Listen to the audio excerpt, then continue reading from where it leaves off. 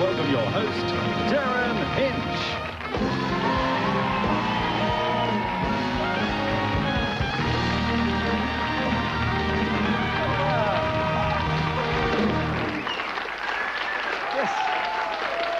Good afternoon, Australia, and thanks for your company. Thanks for your company. This afternoon brings back some memories. It certainly does for me, and I'm sure it will for a lot of you around my age, if you're on the wrong side of 35. I didn't say how far on the wrong side of 35, but before the Beatles cried out, "Love, love me do," a lot of us were rocking around the clock to Bill Haley and the Comets, putting on the blue suede shoes with Elvis Presley. And it's from those vintage days of rock and roll we welcome a guest today, the king of the twist, Chubby Checker.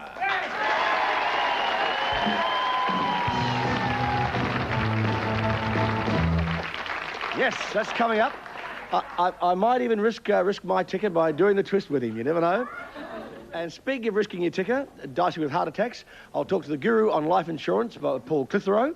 He'll be with us on lives present, past and future. We'll be looking into the world of tarot card readers, palm readers, numerologists, astrologers and psychics with an invited audience of guests and celebrities. Yes, as Ripley would say, believe it or not. You'll get your chance to make up your mind this afternoon. But first up, we won't keep him waiting any longer by a very special musical guest. He was born Ernest Evans. Not many people know that. Ernest Evans was his name. He was responsible for some of the biggest dance crazes of our time. The Hucklebuck, remember that? The Hucklebuck? The Limbo, yeah, the Backbreaker, and the Pony. But his most famous dance craze of all, it was deplored by South Africa and China. It was banned in South Vietnam. It was banned in East Germany. It was even banned in Florida, believe it or not. But it didn't stop the rest of the world from leaping to their feet and doing the twist. So please welcome Ernest Evans, better known as Chubby Checker, with the twist.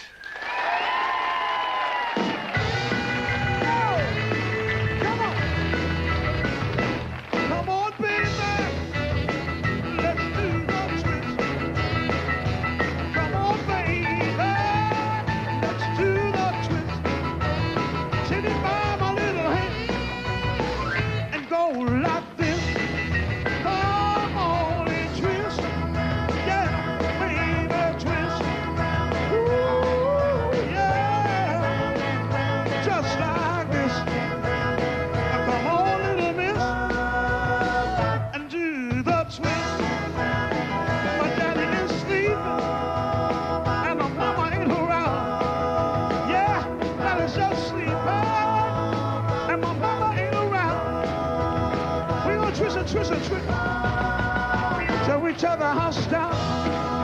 Come on and twist. Yeah, baby, twist. Ooh, yeah. Just like this. Come on, little miss.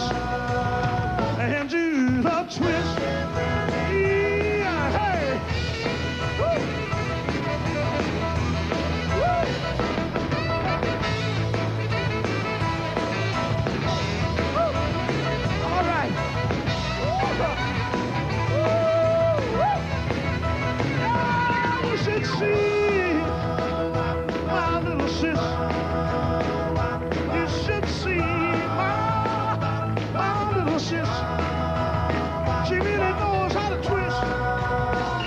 Girls, get up. Come on. Come on, come on. Come on, Hinch. Come on. Yeah, baby, twist.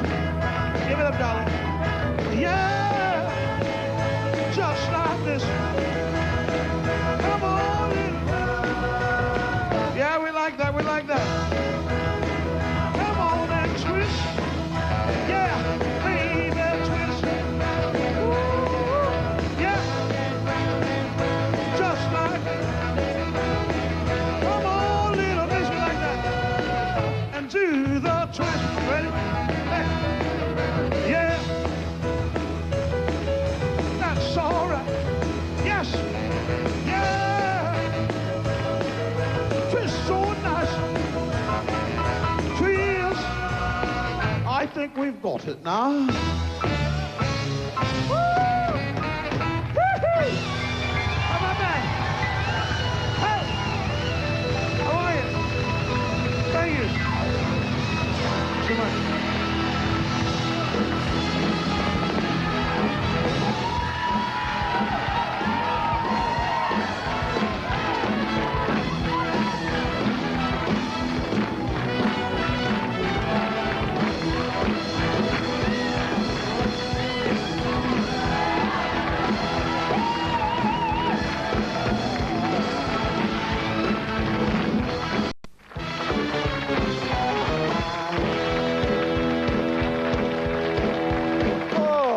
Oh, Jeffrey, that was good. It was very good. Oh. I didn't know you could dance that well, and I don't think Chubby knew you could dance that well either. I thought I was puffed, but you were puffed too, weren't you? I'm very puffed. Eh? I saw you up there dancing, the two of us. I thought, oh, what if I'm going to get through the segment? I've gone, But it was more than 30 years ago.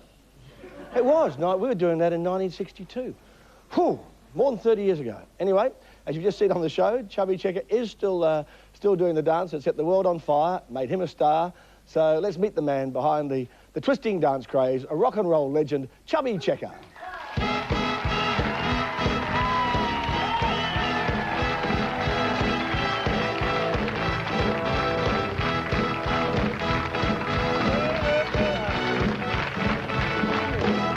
That's very nice. Well, first fun. You were very good.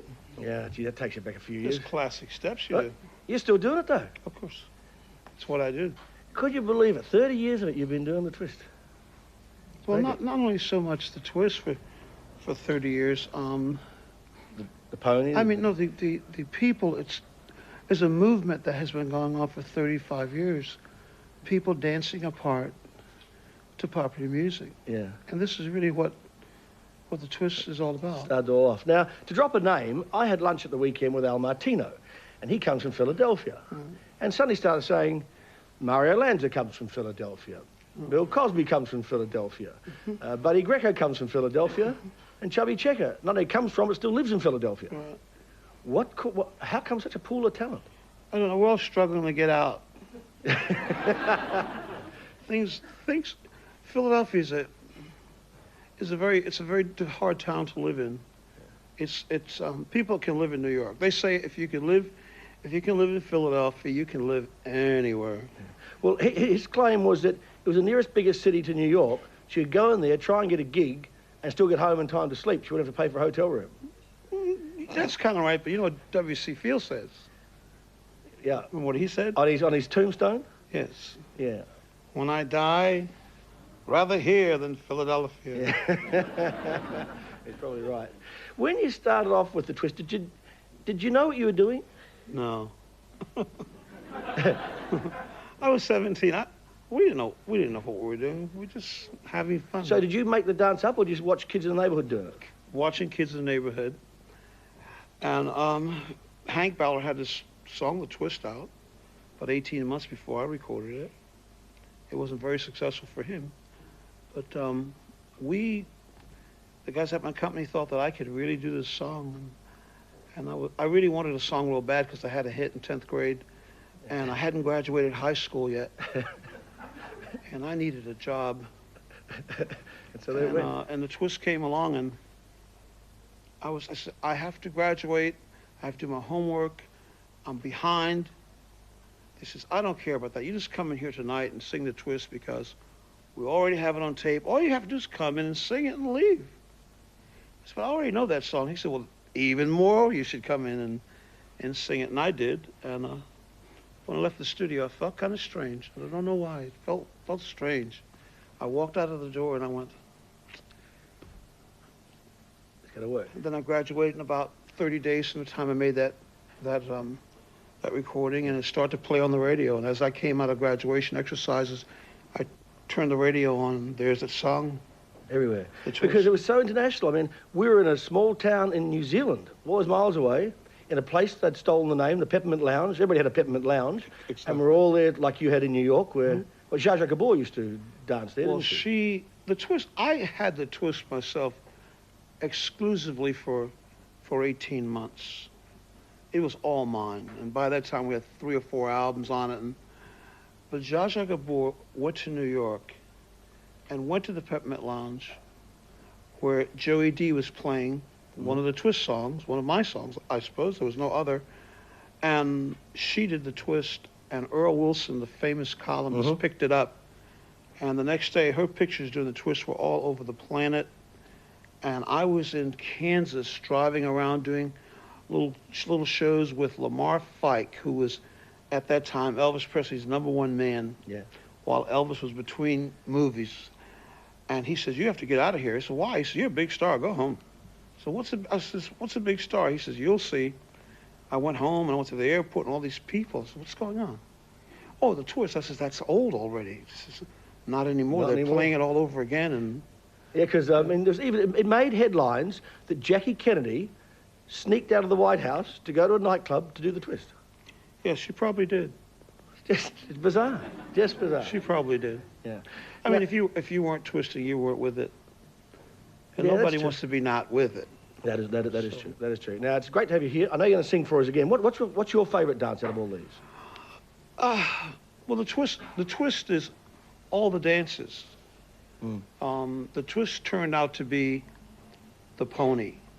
And the pony is a dance that lasted through the 60s, 70s, 80s, and now the 90s. Now, they don't know that's what they're doing.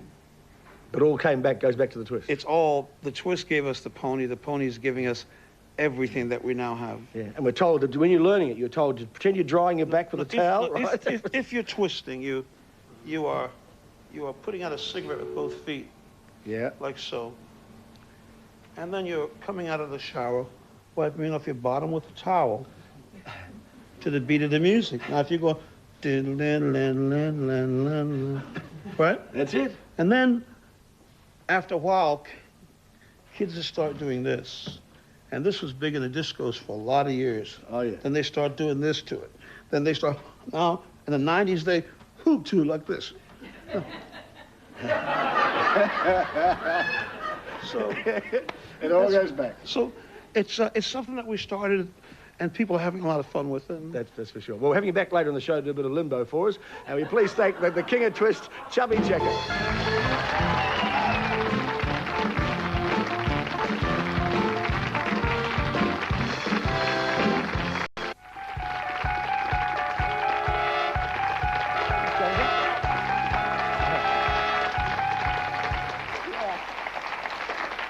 Whether you believe it or not, newspaper and magazine editors will tell you that psychics sell. Astrology, palmistry, clairvoyancy, and numerology, those columns are big business these days in newspapers and magazines. So today we're going to have a look inside the world of the paranormal. We'll talk to everyone from tarot card readers to a ghost-busting granny. We'll even put our psychics to the test because 4 of them have been given the name, the date, and the time of birth of someone in the audience. And later on, they'll tell us what they think they know about this woman, a woman they have never met. And that should be interesting. It should be very interesting, especially after we meet her. But now let's talk to 4 people who could not get by without their numbers or their cards or their guiding spirits. So please welcome actress Elaine Lee. Welcome. A woman who swapped the fast lane for life on the farm, Jenny Edgley. Welcome, Jenny. Advertising guru, Simon Reynolds, and that's Simon with 2 eyes. And his numerologist, Margaret Smart. Welcome. Elaine, in number 96, you read tarot cards. Yes, somebody just said, yeah. You read tarot cards as part of your character. Yes, I did. She started off as a tarot card reader. She didn't do it professionally. She just dabbled in it and read for people in the building. And I'd actually forgotten that until my memory was prodded yesterday. Is that what got you into it later? No, not at all. I mean, I'd always been interested in them. And many years ago, my mother gave me a very old gypsy pack that were impossible to read. And I just loved these cards, and I used to work with them. And then about 14 years ago, I met a woman who taught the tarots, and I did a 10-week study course with her and never looked back. So do you read them every week or every day? Not for myself. I read for friends, and I have a few clients. Do other people read for you? No, I must be honest, I've never been to a reader that I'm happy with. Isn't that awful? But I haven't. Because interesting, you would... Before I came to Australia, in South Africa, every little building in the city used to have tarot card readers, and a girlfriend and I used to go every Saturday and have our cards read. So, and I'd always loved them and was fascinated by them. Yeah. Now, Jenny, you gave up life in the fast lane. I mean, the big city life, the big mansion in Sydney, the married to Michael, all the shows and all that, to take up a country life and a far more spiritual life. What guides you in your life now? Well, I got the calling, as I say, and I just knew that having been fortunate enough to receive all those goodies so young in life that most people have spent their entire life attaining to, big cars, big homes, lots of children, I realised that doesn't necessarily bring happiness, and I really was guided to where I now live and to work healing other people and to study first and then to do it. And Michael and I threw pot plants at each other for 3 years, and now we're just the best mates. I think we're better than when we were married, through using the tools learned through being guided, which anyone can learn. So how are you guided? What sort of method do you use? Well, firstly, there is no stronger power on this earth plane than love. So once we become a more loving human being, we change our vibration, we stop projecting out all the hatreds and the negatives and what have you, and we find that our life just lets go of struggle and becomes one of ease. You don't get one trodden of excitement. on? You don't get trodden on? You don't step in the poo. All right. You walk around it, or you don't even see it half the time. Now, Simon, as I said, with 2 I's, S-I-I-M-O-N, you changed your name deliberately because of numerology. Yeah. Well, when I was about 18, I guess like most people, I had no belief in all that kind of stuff, and you'd see it in the newspapers and think it was a whole lot of garbage. And I met this Chinese woman who was an expert at numerology, and she told me exactly what I was like as a character. And then I named 4 or 5 other people, and she told me exactly what they were like. So I thought that was pretty hard to fluke. And she said, well, not only does your name dictate your luck to an extent, you can actually change your name and it will change your luck. And I thought, oh, I'll slap in this extra I and see what happens. And she said, if you put the extra I in, you'll be successful and you'll become well known. And I was fortunate enough that happened. Well, when Dione Warwick did that, put an E on Warwick, I thought, that's strange, because doesn't the great numerologist in the sky know you're cheating? Well, it changes the vibration, doesn't it? It changes the vibration of your name. It does, and I think that obviously, you know, we've been given the power by the Great One in the sky to change our luck, to change any part of our life that we want. But I do know you say Chinese. I know the Chinese, with things like number plates and addresses and things like that, they pay a lot of money for a lucky number plate with the right number of numbers in it. Yeah. Usually 8, which is the money number. Money number? The richest man in Hong Kong, who's worth over $5 billion US, has the most expensive number plate. It's all 8s, and he paid hundreds of thousands of dollars for it. Yeah. But you're so into numbers that you must say the postman nuts, because you've changed the number of your office from 15 to 33. Well, that's right. It was very strange. If you go, my old office in Balmain, it goes 1, 3, 5, 33, 9. Lovely, I love it. I love it. All right, now, Mark, you are into numerology. Yes, I am. And I've seen people, I know I'm a skeptic, I get that out of the way very early in all of this, but how do you do a chart? I mean, is it the number of letters in people's names, or some letters have different numbers or values? No, I actually look at their birth date, and that tells us a great deal about the person and the stages through their life. And we also take the full name as it was at birth, and each letter vibrates to a number. And when you add those numbers up, and each name has to be individually added up, and then you finally come to some totals, and that tells us about who the person is deep down and underneath, not necessarily how they're projecting themselves. It also tells us how they do project themselves to other people and what they are meant to be achieving in this life. And we can see all sorts of things, whether it's health, what their profession is, or what they should be doing, should we say. Well, what would his life have been if he was John Smith, advertising guru? Well, John Smith would have been doing it in a slightly different way. And Simon would, if we assume that he had the same birth date, then he would have been going about it in a slightly different way. He may still have achieved certain things, but it wouldn't have been in the same way by using Simon Reynolds. Well, Simon, you work with John Singleton now. Mm. He's added 2 I's to his name too. No. Yeah. Johnny Singleton, 2 I's. I suspect that he says you're full of rubbish, knowing Singer. Well, I mean, he knows that I believe in this, and you know, he bought my agency a few months ago, so obviously he might think I'm loony, I'm not sure, but he's never even mentioned it, actually. He probably does. But I don't mind. Different people are either ready for it or they have different belief systems. It's no problem, and he's a fairly flexible thinker. Mm. Now, with tarot cards, if they always talk about a death card, that doesn't always mean death. It just means a change in direction, right? That's right. This card, now I've got it right here, Derryn. It will... Oh, no, I haven't. Sorry, after all that. I had it at the ready. It is a very powerful card. It's actually a skeleton on a horse. And it signifies change. If you were to go and live in France tomorrow, that card would come up and say that's the end of your cycle in Australia. It's a cyclic card. It comes up at the end of summer. It comes up at the end of winter. So if you're dealing cards for somebody and suddenly the death card comes up, you're not looking them in the eye and say, you're going to cark it next Thursday. Never. No, I wouldn't be that irresponsible for a start. Secondly, it can mean the death of a person, but it needs a lot of cards to substantiate it. Hospitalisation, doctors, maybe the cancer card, mental illness, you know, each card. I will find it in a second. When I do, there it is.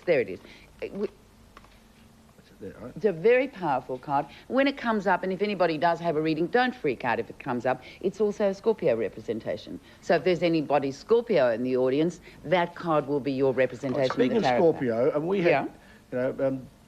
We had Faye Weldon on the show yesterday. And is she a Scorpio? Well, no, but talking about horoscopes, her husband left her after 32 years because his therapist told him that they were incompatible, their star signs.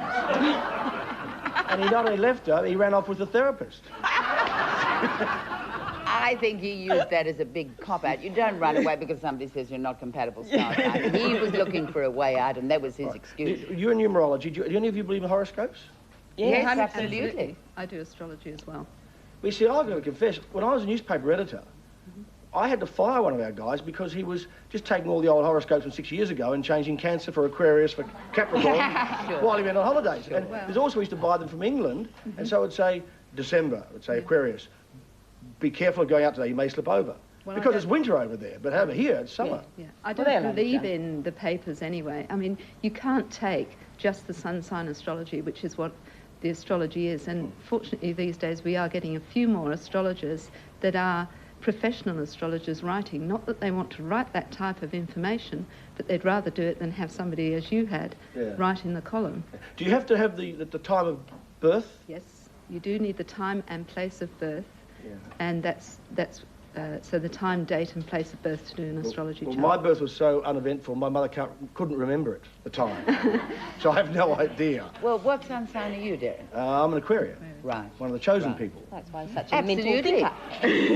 bit of trivia, darling, and you can bear me out.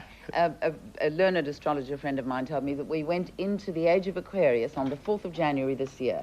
So now we're going into a totally different energy to the Piscean age, which we've just come out of. Am I correct, Margaret? Yes. Yeah, so isn't that fascinating? So you'll be fine. You'll be right. How many years? How long was 2000. 2000? Yeah. So if you last that long, you're in for a great time. All right. Now, Jenny, on a serious note, there was the death of your father affected your life, didn't it? Changed your life? It did. I actually, we nursed him at home, and I actually saw his spirit leave the body sometime after he'd actually clinically been called him dead, and it was very big to me to actually see that happen, and it was a remembrance. And one of my knowings is that we all actually are psychic and we all know everything. It's just a question of reawakening it. So it doesn't matter whether you do it with this or the runes or astrology or numerology or whatever. And so this is just a way of tapping into it, isn't it? Yeah. All right. Well, in Simon's case, successful businessman, well-known bachelor around Australia, a lot of high-profile girlfriends.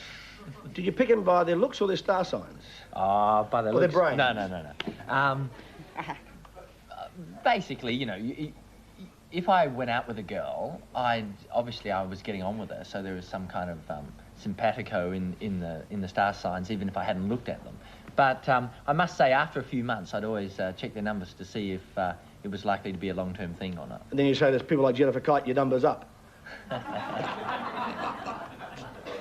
Well, not quite that, but thanks for bringing that up. Yeah, that's all right. Is it true that you also hire people sometimes on their numbers?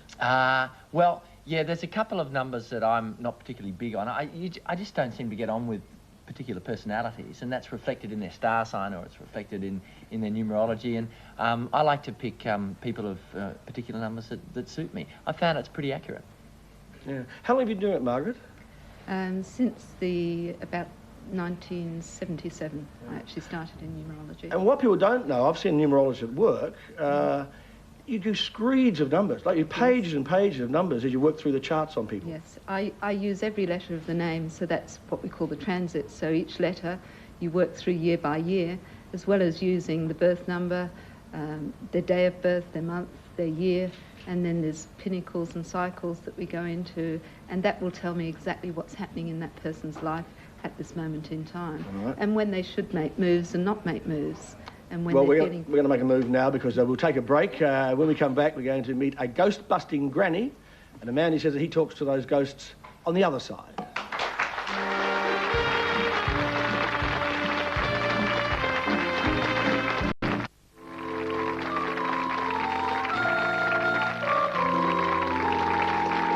Welcome back.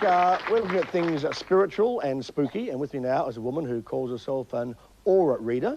Margaret Bowman, what is an aura? An aura is the human energy field emitted by the body, and it shows, in most cases, a very bright light around the body.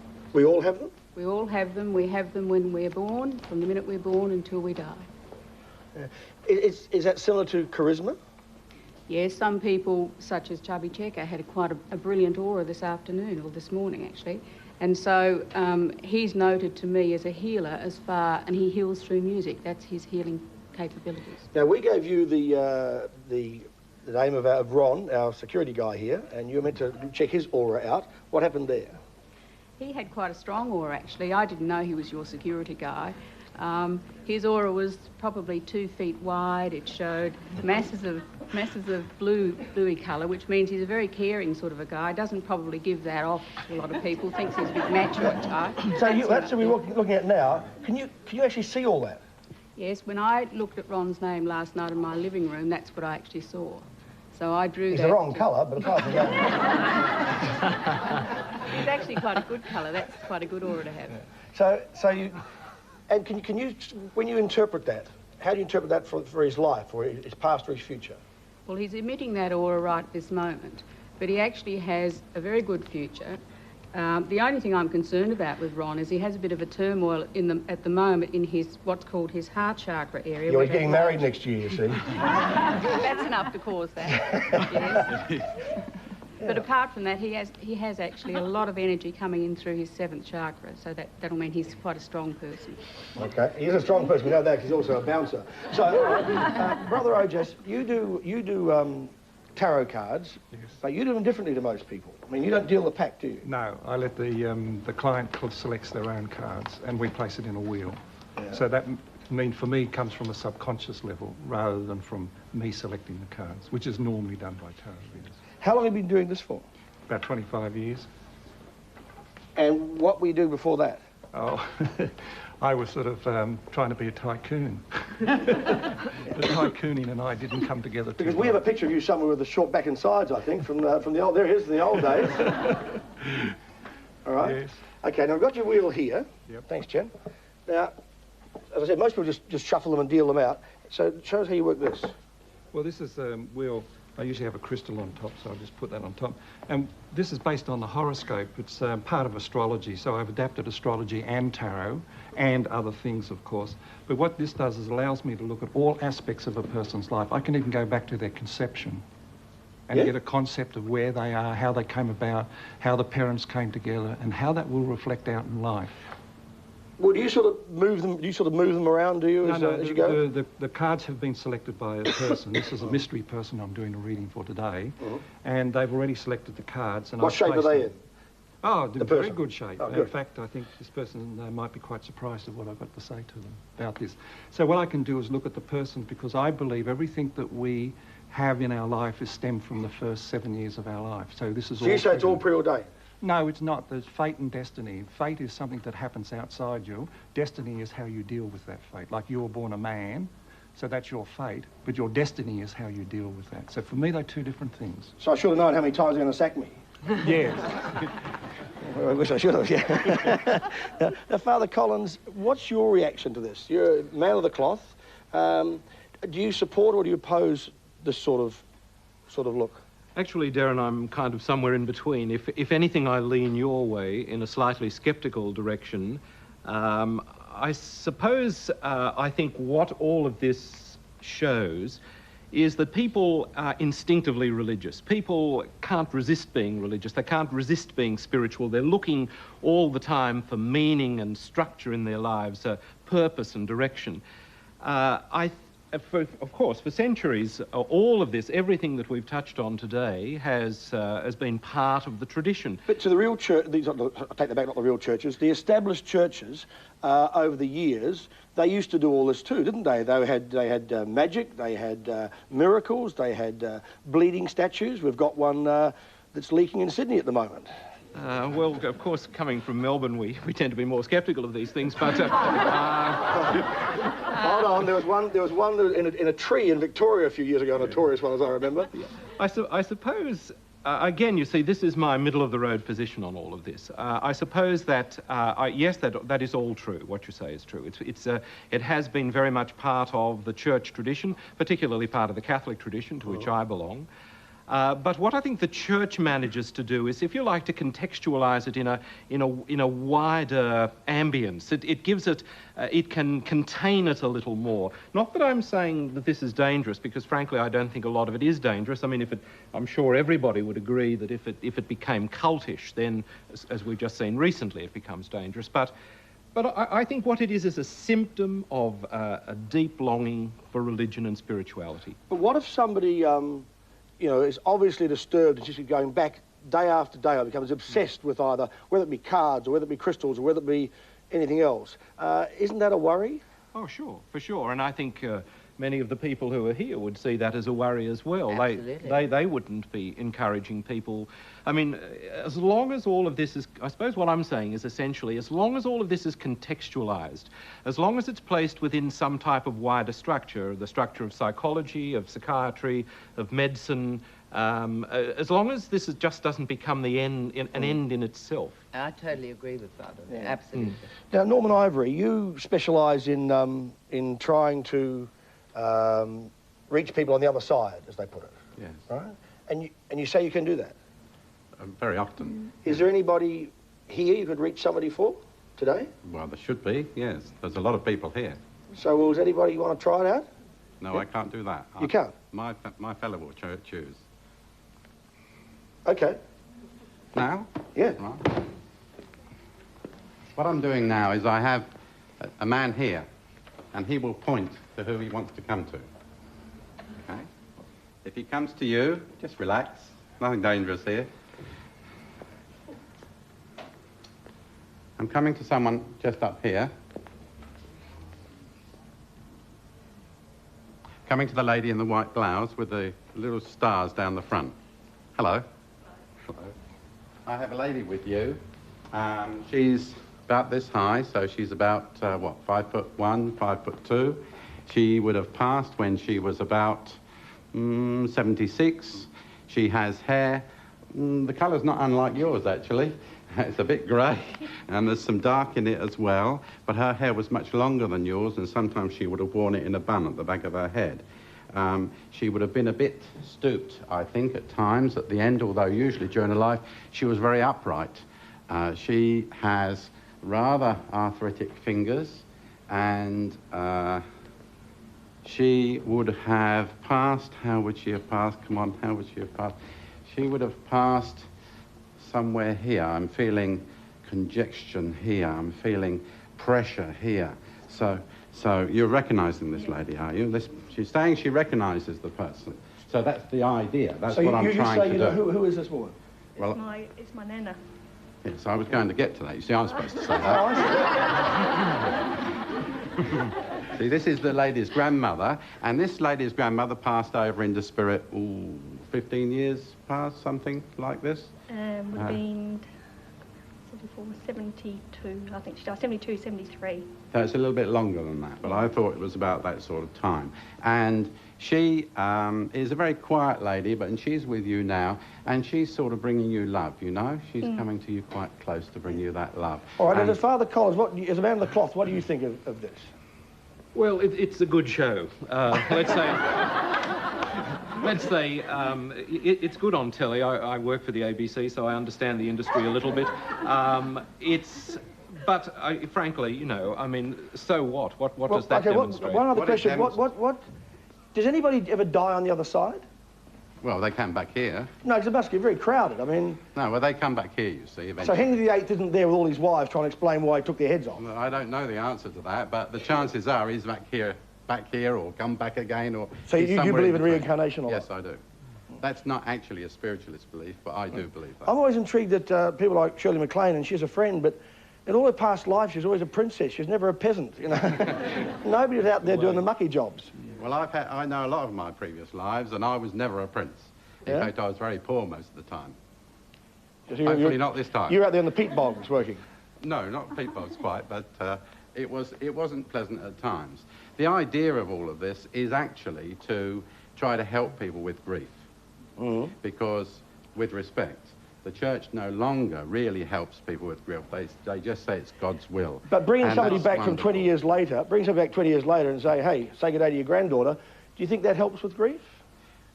In this particular case, I've never met this lady before. She hasn't approached me, but we knew, obviously, this gentleman knew that she would be able to recognise this lady, so it's good for television. But people do come and they do seek the information and the certainty that someone who's passed is still alive. Okay, now, you said you think that it's good television, but you don't believe it. Well, yeah, I mean, I object to saying that the church doesn't help people. The church certainly, I mean, I'm not pretending that every minister or priest is perfect at dealing with funerals and grief. Of course they're not. But the reality is that it's often the ceremony and working through all these processes that people are able to deal with that. Sure, unresolved grief is often left. But I just wonder if this is the right way to deal with it. That's my question. Yeah, all right. Well, so thank you for that. If you sit down there, and your mate, I'll just shake his hand as well. He doesn't need to sit down. he sort of sits wherever he wants to. Yeah.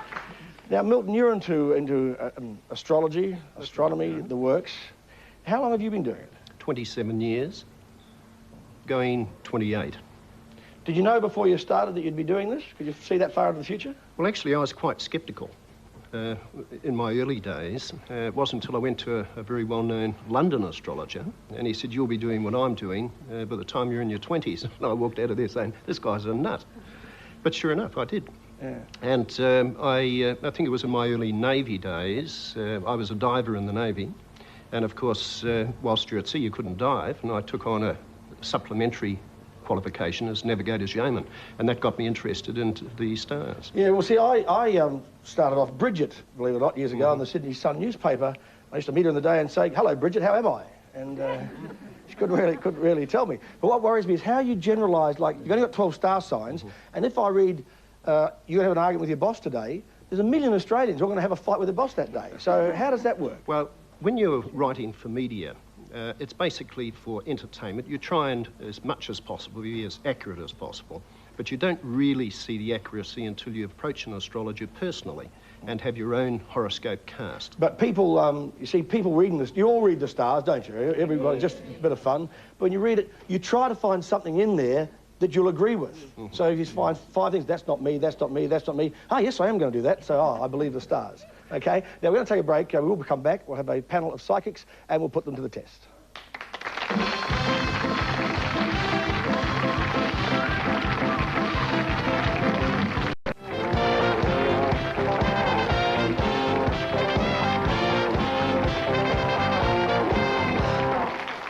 Welcome back. Now for the moment of truth. Our panel here has been given a few details about an anonymous audience member, somebody whom they have never met, and to tell us what they think they know about her, would you please welcome palm reader Jan Sinden, tarot expert Brother Ojas, numerologist Margaret Smart, and astrologer Milton Black. Now, we gave you very few details, but we made an exception in your case, and obviously we gave you a copy of her palm print. Yes. So what have you come up with? Well, the very first thing that is so important is to have a look at the overall shape of the hand and the fingers. Now, this particular person is a very caring person, and she enjoys helping people. In fact, will go out of her way to help people. Centre of her palm, there is actually a cross, which means medical. So anything relating to the medical profession would be very suitable for her in a career path. So that's her occupation. You're saying something in the medical profession, okay? Yes, because she has the cross in the centre of her hand, which is the medical cross, but also under these 2 fingers, she has healing, the marks of healing.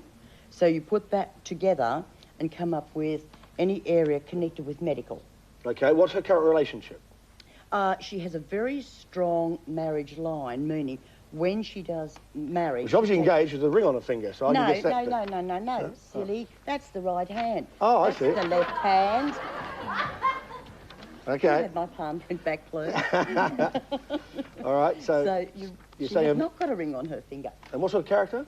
Very caring, loving, affectionate type person, but goes out of her way to help other people. And could you, from her hand, determine something that has happened in a life in the past? Yes, of course. Going down the lifeline, just around the mid-20s, there are two little islands sitting there, which mean that she herself required medical attention. So there was medical problems for her in the mid-20s. Also, on the top line, which is the heart line, that relates to emotions, there was an emotional decision that she made around the 19 years of age, but didn't see the end results of that decision until she was actually 21. All right, we'll wait and see what that was when she comes out. Also with children. Can I just jump in with children? She's like a mother hen with little chickens. Okay. Now, Brother Ojas? Yes, well, I've given very few details. The person selected the cards for me, and all I know that she's a female. And I would say by looking at the cards that probably at a career change, not a career change, but a major change in her life. That she's going through a change period, a fairly major change period, caught between career and family. Do you know what job she does? Well, the job she should be doing is communicating. Number one, actress, I would say, a communicator, ambitions to communicate. Could be a little bit of healing there, but somebody who needs to express and communicate Relationships? Relationship, I would say married, very much a maternal time, so probably in the throes of children, thinking about children. Past incidents? Past. There's problems in the past with financial. I think probably came from a fairly poor family and feels very secure. And when I say poor, I don't necessarily mean poor, but coming from a base where she needs to have some security. So looking very much for security at the moment. All right, Margaret? Yes, well, I obviously have her name because I needed it for the numerology, and her date of birth. And I feel that she's an excellent communicator. She loves to travel. She likes her freedom. She is a very good organiser. She needs to work hard and be very practical and work with her hands this time round, if we're talking about past lives. She is a caring person, and she definitely needs to use her communication promoting skills. Anything in the past? I would have to agree with Jan. I looked at particularly 1989, as being quite a difficult year for her, because she has no 4 in her name, although it's her destiny, and she was going through a period at that time when either there could have been a health problem, or she felt very restricted, or it could have been that she was pregnant. Do you think she's married or single? She could be married, and well, I say in a committed relationship. I don't talk about marriages. All right. And there could be 2 children that were there, but that's her choice because this is only the path in her life. Okay, Milton Black? Well, she's actually born on the 24th of July. This means she's cusping in the time I was given. She has 7 degrees of Leo, so she's actually a Leo with Gemini, Moon and Virgo. Occupation, Darryl, I would say vocational interests are varied here. Media and communications, definitely, that would be my pick. She's never satisfied. She's got too much versatility, always looking for something more.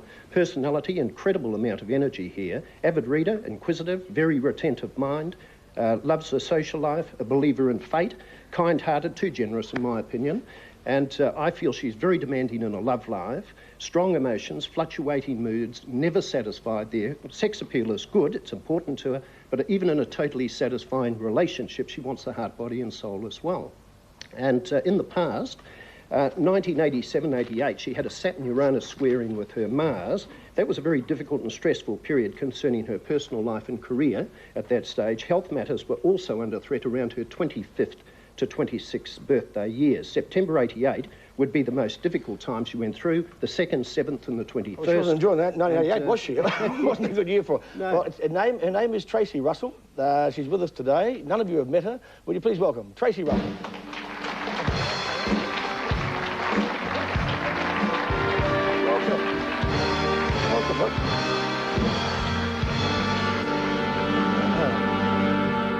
All right, Tracy, you sat there, you heard it all. Did it sound at all like you? Yeah, a lot of it did. I was really spun out because I was very Sceptical. Sceptical about it.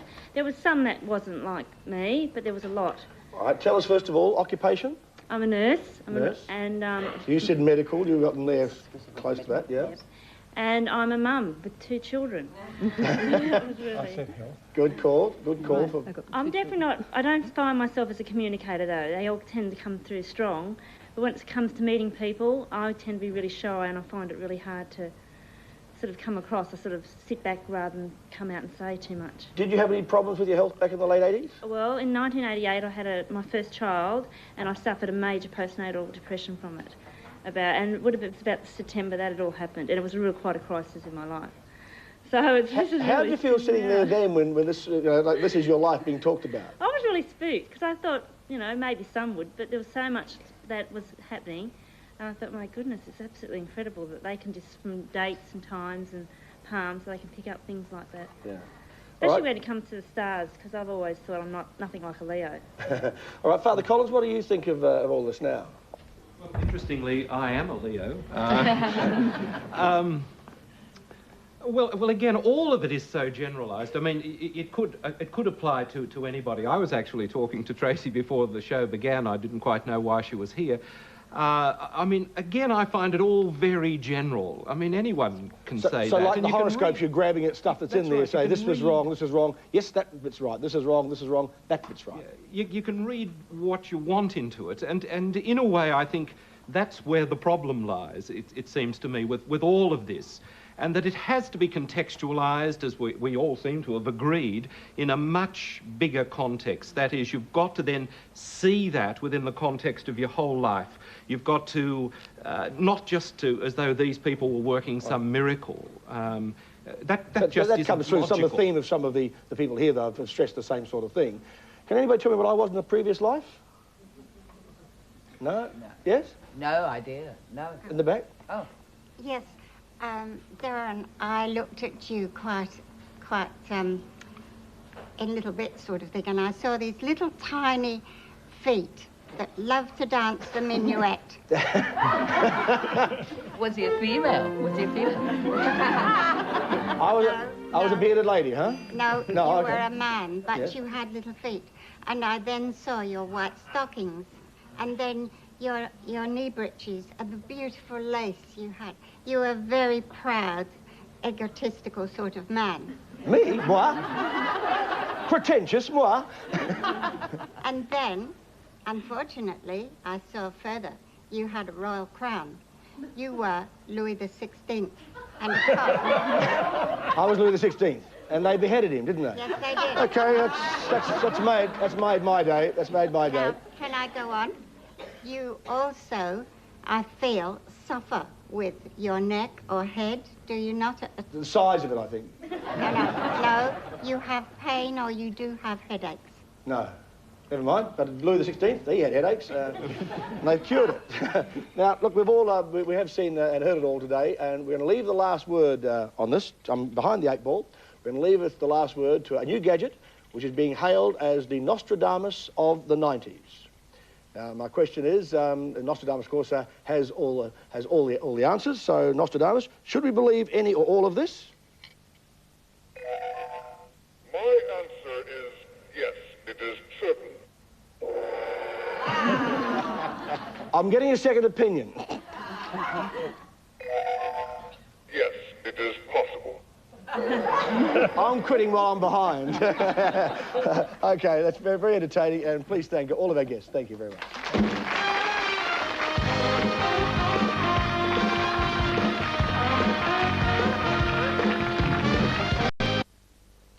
Okay, now, just when we'd all mastered swivelling our hips and learned to do the twist, along came Chubby Checker with a brand new dance that was a chiropractor's dream come true. So please welcome back Chubby Checker and the Wildcats with the Limbo Rock.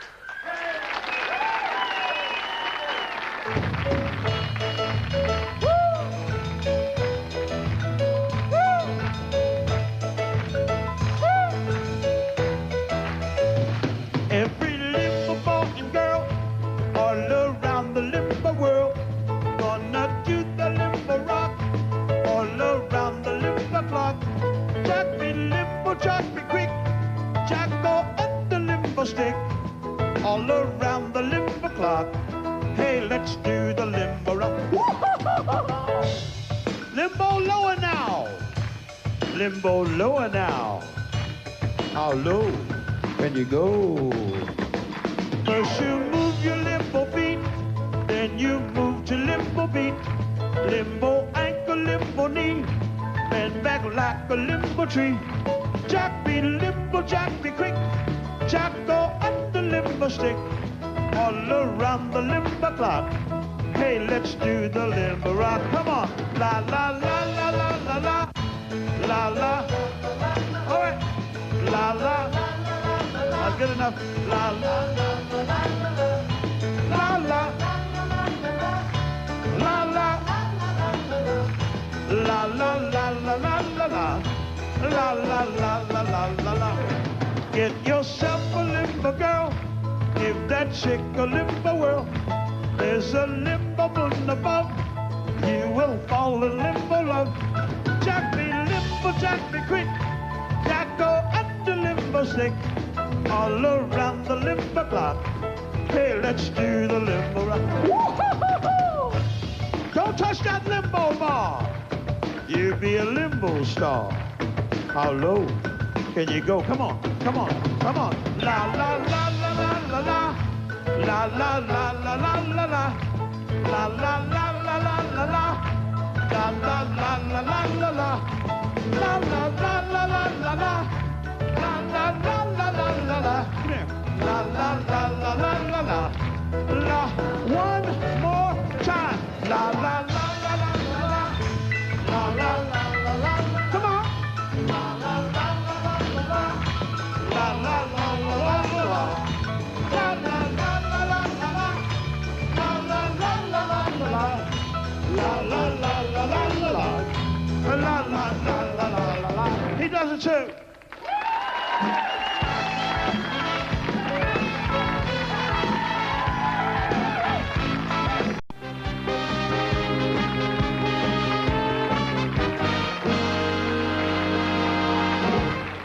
We will be talking money, but wasn't Chubby Checker great? Wasn't he good? Yeah. Oh. Anyway, my next guest, last week he gave us some comprehensive tips on car insurance, home insurance, contents insurance. This week he's here to give us the lowdown on life insurance, which policy you should have and how much you should really be paying for it. So please welcome Australia's most popular money man, Paul Clitheroe. Thank you, Derryn. Thanks very much. And also, I should mention your show, Money, the top rating show in Australia this week. Yeah! Thank you, thank you. Very good. And now, on a more depressing note, I suppose, we're talking about life insurance. If you're being honest, it's really death insurance, isn't it? Yeah, I mean, it's bad enough last week with your car getting knocked off, but having to die to get money is a pretty, it's a pretty tough call, isn't it? Yeah. Ooh. So let's do that first then. Whole of life policies. You take out a policy when you're 20, you get some money, or your family gets some money when you snuff it. Yeah, or a bit of an investment. Let me ask the audience, by the way, how many of you have bought a whole of life policy at some stage? Whole of life insurance policy?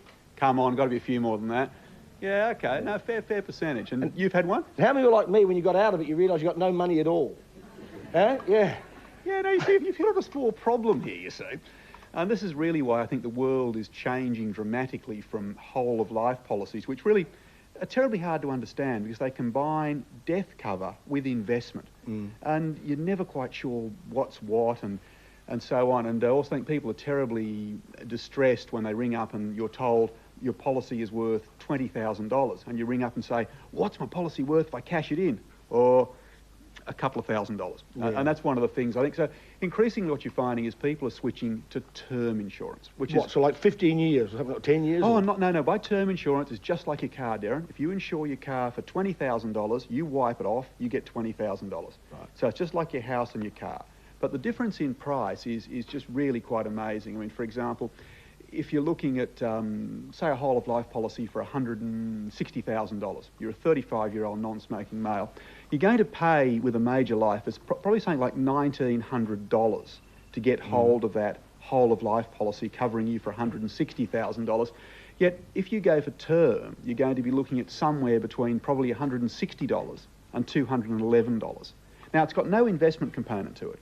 But one really important tip. Really is insurance. Yeah. With your insurance, I really think you shouldn't mix your investment and your death cover.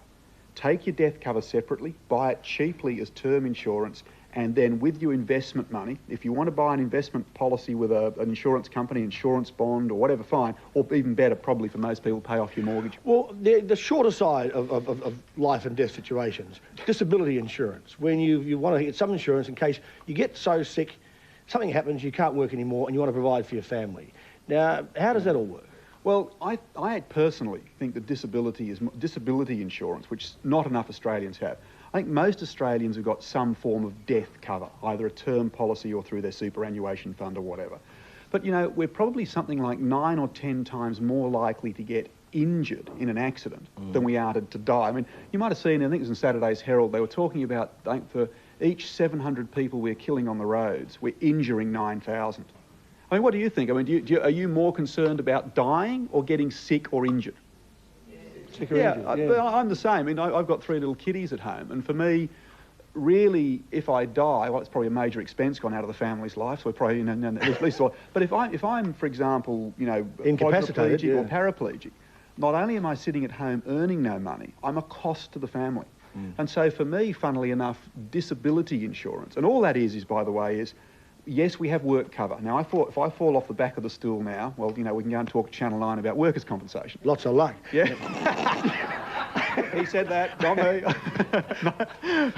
But what happens in real life, of course, is that it's cars, it's falling out of a tree in the backyard. I mean, is your wife injured at home, or yeah, that sort of thing. And so really for me, I think disability insurance, and what disability insurance is if I get sick, I have a policy that pays me 75% of my salary plus inflation until I turn 65, when at least I can get a pension. That makes sense, doesn't it? Well, it does, and it's not expensive. I mean, to give you an idea, you need, let's say you're earning $35,000. Again, I'll use a male 35-year-old non-smoker. You're going to be looking at something like probably, a lot of the price depends on how long you'll wait for the money. Like, if you want to say to the insurance company, if I get sick, I want the money to start coming in 14 days. Now, with AMP, for example, that'll cost you $715. But if you'll say, no, look, I'm happy to wait 90 days before I start getting any money, the $715 becomes $399 a year. So if you've got some money for a rainy day, and then you're prepared to spend that before, it's almost like a no-claim bonus, isn't it? Exactly, it's like self-insurance. And so personally what I do is, if I'm talking to a client of mine, I look at how long they can afford to live. Like, they might have some holiday pay, the employer would probably pay them for a month or so. So for most people, I recommend they look to wait 90 days before their insurance cuts in. So when you see those advertisements for insurance companies and they say, for special bonus, no waiting time, that's not about the insurance policy kicking in, that's taking off those weeks of no money. Well, also, probably more, when you see no waiting period, it's probably more likely to be linked to health insurance than disability. But look, all disability is, roughly, it typically pays you 75% of your salary. If you fall out of a tree, you know, you're in hospital with, you know, heaven forbid, cancer or something. And it's one of those things, a tragedy in your life. And look, the other thing with disability insurance, Derryn, not only is it only literally someone earning $35,000, for example, with MLC, with a 90-day waiting period, 35-year-old male non-smoker, you're looking at $265 a year to have that protection till 65. And I've got some good news for you. It's tax deductible. No, OK, on that note, good way to end the interview, on that note, tax deductible. Would you please thank Paul Clitheroe? Thanks very much.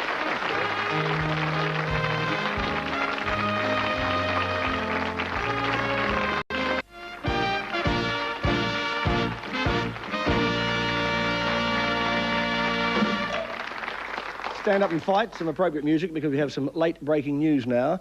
The continued fight between Prime Minister Paul Keating and Bob Hawke over who really wanted to commit Australian forces to the Middle East war has flared dramatically today.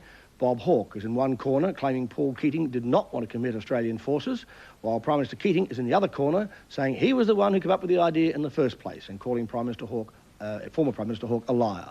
Well, the gloves are really off now, so with all the latest, please welcome from Parliament House our political editor, Laurie Oakes. How are you doing? Hi, Laurie.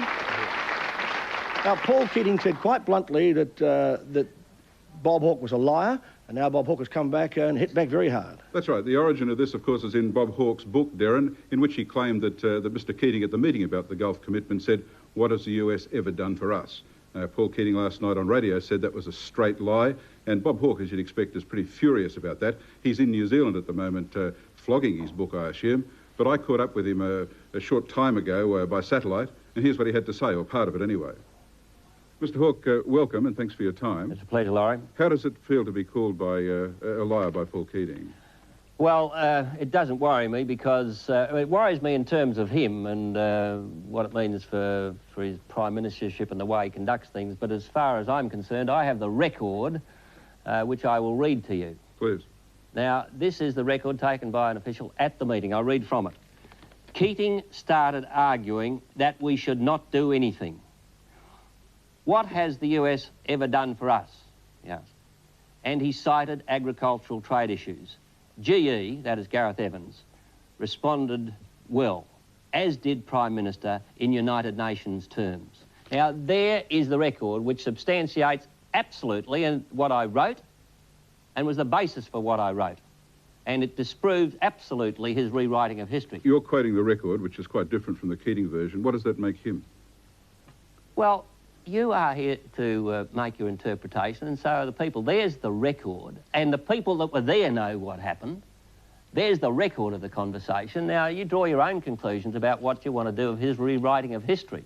I don't know whether it's because he's under pressure at the moment, but he should not go into this sort of exercise of distorting, misrepresenting, and in the process, making these accusations against me. Now, I don't want to take it any further. I've got to set the record straight. And all I can say to the Prime Minister is, Paul, stop trying to pervert history and rewrite it.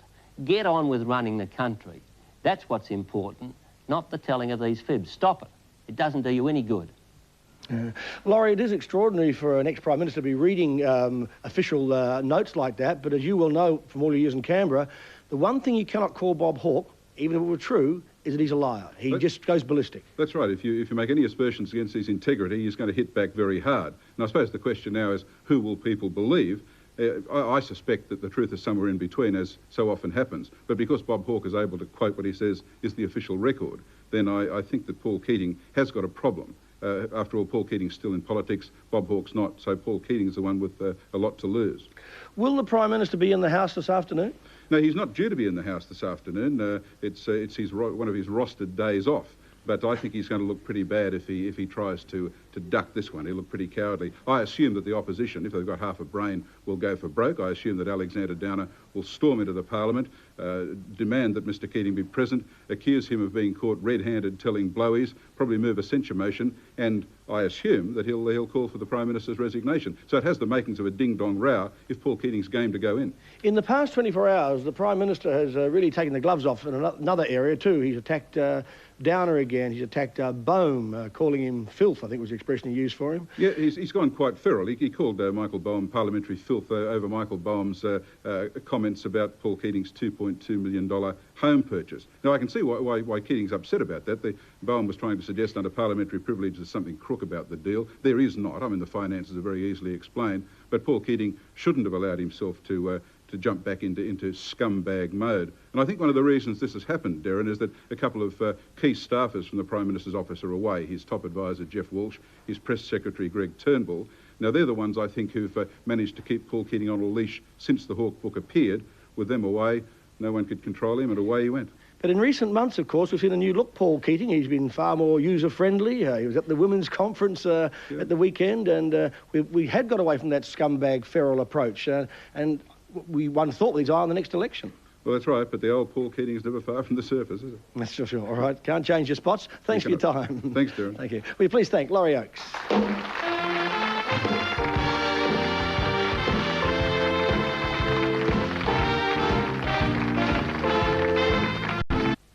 On Sale of the Century. All right, big night for the champ. He's back for a fourth night. It's all adding up. Searching for those elusive cars. Live long and prosper. Will he drive off with a fortune? Find out on Sale of the Century, 7 o'clock tonight on Channel 9. End of the show, and thanks to all our forum guests. That was a bit of fun this afternoon. I like that, and especially Chubby Checker. He was great, wasn't he? Yes. He was great. And that just about brings us to the end of the show. Tomorrow, singing songs from his new CD, singing live on the show with a big midday orchestra, Jeff. Big one. About 40, actually. 40 people. Derryn, We will have altogether. Mr. Anthony Warlow. Oh. That will be great. And if you'd like to be here to see Anthony, we'd like to see you. So until then, that's life. Goodbye.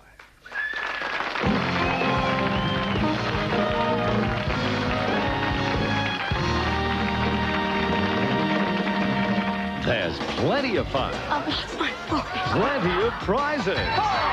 You win! In fact, plenty's the name of the game. You are going to win. The Price is Right, weeknights on Channel 9.